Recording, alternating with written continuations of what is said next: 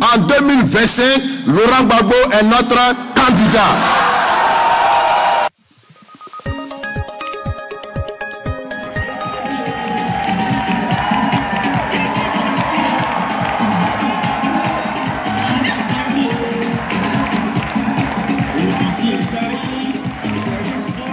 Il y a un peu plus d'un an, le 9 août 2021, vous avez, à cette occasion, indiqué à tous les militants qui sont venus nombreux qu'il ne s'agissait que de laisser l'enveloppe, mais que le contenu devait rester intact. Aujourd'hui, vous regardez cette salle, Monsieur le Président, et je peux vous dire que l'enveloppe est partie, mais que le contenu est là.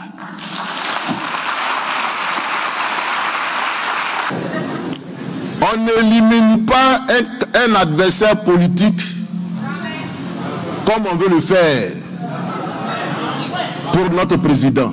C'est pourquoi j'ai dit, en 2025, Laurent Gbagbo est notre candidat. C'est parce qu'il n'y a pas d'alternative à Laurent Gbagbo. Nous allons donc créer, dès le lendemain de cet anniversaire, des conditions d'un PPACI fort et irrésistible. D'une force politique qui compte sur elle-même et qui sera prête à mener ses propres combats. C'est quand vous êtes fort, c'est quand vous êtes puissant qu'on vous respecte sur le chiquier politique.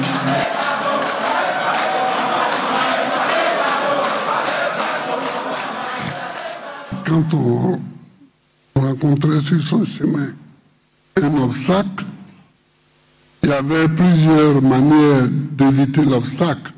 Et je vous avais proposé d'éviter cet obstacle-là en le contournant. On l'a contourné, je me rends compte qu'on a bien fait de le contourner. Pour Chéri Balé, une dame que je n'ai jamais rencontrée personnellement, avec qui je n'ai pas discuté, mais elle est encore en prison. Quand une personne est mise en prison et qu'on ne donne pas des justifications claires, il y a quelque chose qui est louche. La prison n'est pas une réponse politique à un problème politique posé. Moi, j'ai été président pendant 10 ans. Qui j'ai mis en prison pendant 10 ans? Parce que c'est ça, c'est là le problème. Ici, il y a aujourd'hui, dans l'Afrique de l'Ouest, la Guinée, le Burkina, le Mali, où il y a eu des coups d'État. Mais ce sont 3 pays francophones. Nos 2 seuls voisins où il n'y a pas eu de coup d'État, c'est le Libéria et c'est le Ghana, qui sont 2 pays anglophones.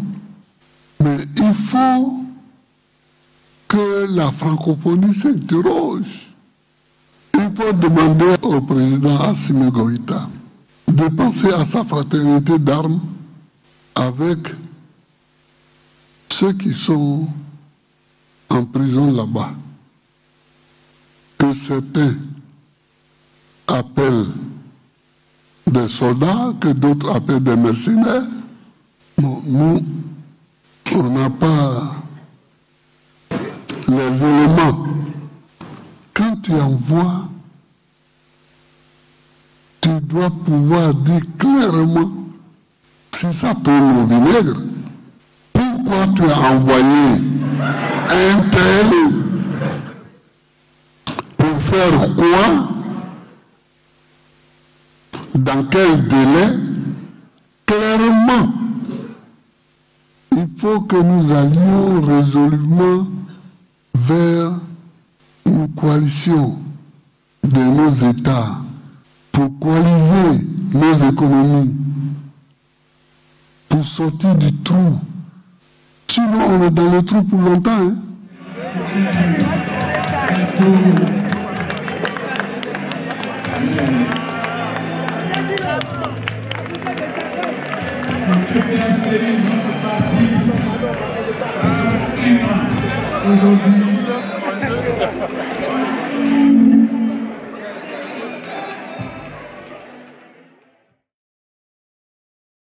Alors si eux ils décident d'être candidats, alors je serai candidat.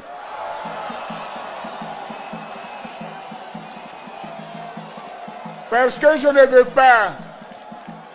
pas que la Côte d'Ivoire retourne entre les mains de ceux qui ont détruit notre pays,